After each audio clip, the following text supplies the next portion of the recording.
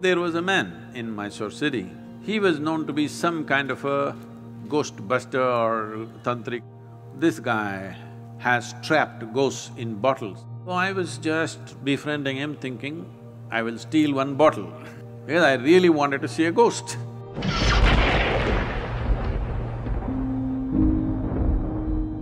Sadhguru, you were talking about stories. So we were conversing and we were agreeing that when we were growing up, some of the best stories that we used to hear from family people or grandparents or friends, senior people, would be the ghost stories.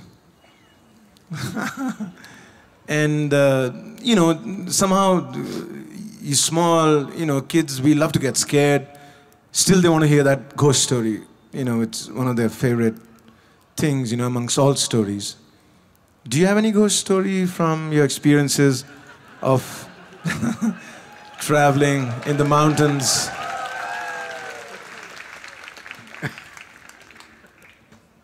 Wow, this is really getting him into trouble. See, the purpose of telling you ghost stories was not to scare you, but to give you a hair-raising experience. This happened in a barber shop in Louisiana state. The whole place was filled with all kinds of horror comics and ghost stories and all kinds of things, only that. No newspapers, no other magazines, only these things. So one day somebody asked the barber, said, "Why have you put your whole place with this kind of stories in your saloon? You don't have anything else, nothing about styles, about fashion, nothing, only ghost stories and horror stories, why?" He said, "See, for my profession, if somebody's hair is standing, it makes it much easier."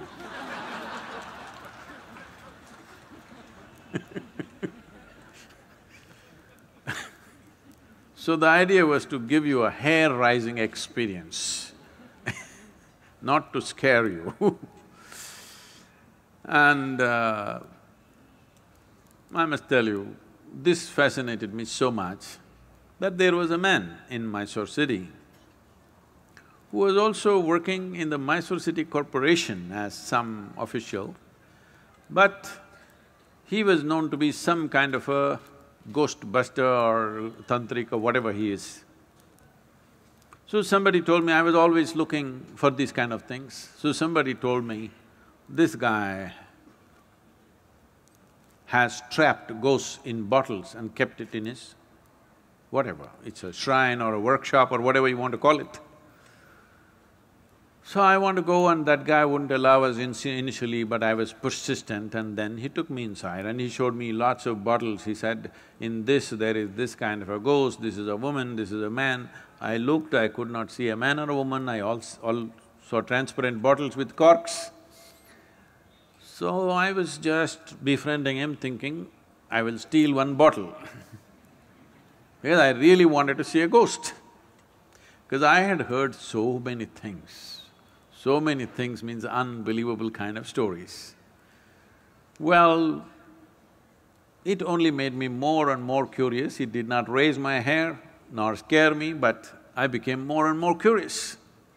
I had spent months on end, continuously every night, being in the cremation grounds, wanting to see. So people come, burn the dead, and when with firewood, when the dead bodies burn, it burns for 4, 5, 6 hours. People stay there for an hour or hour and a half and then they have other business to do. They will cry and they'll weep and they will go when it's still burning. Normally what happens is, when as the fire burns, one thing, because there's always economic aspect to everything. If they've not put enough fire long enough, when this collapses, the outer part, first thing that'll happen is, because neck is such a small thing and it gets burnt, and once the spine is burnt, the burning head will roll away, do-do-do-do-do. So I am the one who picks it up with a stake and puts it back and waits, where is the damn ghost? It doesn't come. Many months on end, I sat there, no ghost came. Somebody said, you put a nail in that tamarind tree, it will come. I would nail the damn tree again and again and again, nothing came. Somebody said, in this house there is a ghost. So I would beg them, please allow me, I want to sleep in that house and see if the ghost comes. Did not happen. So I went to this guy, and when they said specifically it's in the bottle, I wanted to steal a bottle. But he was very protective about his bottles So I didn't see anything coming out, but he showed me one thing.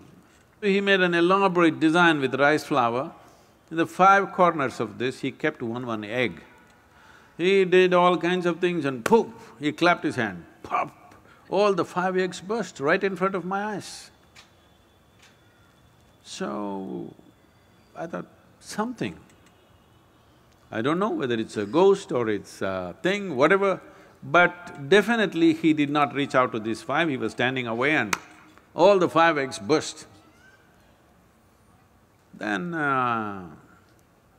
this was working on me, and I was walking in my house backyard, looking here and there. Then I saw guavas were hanging in the tree, the guava fruit. I looked at the fruit fell. I thought, what? I did it again and again, the fruit fell. Then I brought my friends and just, you idiots, watch this. Fruit fell. They said, what? Not once, 5, 10 times I did so that it's not an accident. But then, in about 3 days' time after I did this, a revulsion, I've never experienced it ever in my life because I've never stepped into those areas. A kind of revulsion went through my entire body that I knew that I had done something very fundamentally wrong. Never again. I said, you want the guavas? Go up and get it. You want anything in your life, go and get it. These kind of things we will never again do. So, I realized something is fundamentally wrong, use your energies like that. So what is a ghost? All of you are ghosts with a body.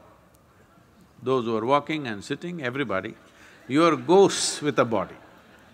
But suddenly somebody lost their body and you think they are something horrible. Why? They're just like you, they just lost the body. Is it true that you gathered the body over a period of time? Suppose, let's say you had lost control over how much you eat and you became this big, and then you came to yoga program and whatever, and slowly you shrank into half your size. Does it mean to say half of you has become a ghost? Hello? So if somebody lost the body, 50, 60 kilograms of planet that we have picked up and made into this, if they put it back, is that a ghost? Then you are also a ghost with a body, isn't it?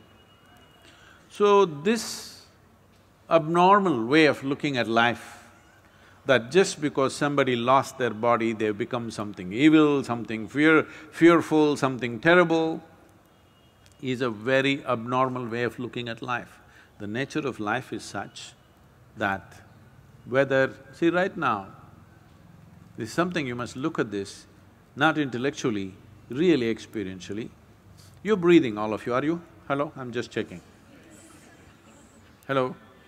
You're breathing. So if you're breathing, let us say this was like a building or whatever, right now we are in the quadrangle kind of place. So there is life here that you're breathing.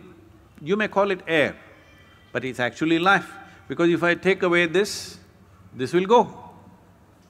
Yes? Your life will go. It's only in this transaction, life is happening, isn't it? So it's not just about air, oxygen, this, that. This is a living cosmos. You are like a little bubble, you captured a little bit of life. You know, did you blow soap bubbles when you were young at least? So when you blew your soap bubble, you got this big bubble, I got that big bubble, let us say. We were looking at this, oh, this is my bubble, this is your bubble. Then they went poop. When they go poop, You don't say, this is my air, this is your air, isn't it? This is just like that. This is just a bubble. You captured a certain amount of life and it's functioning in a certain way.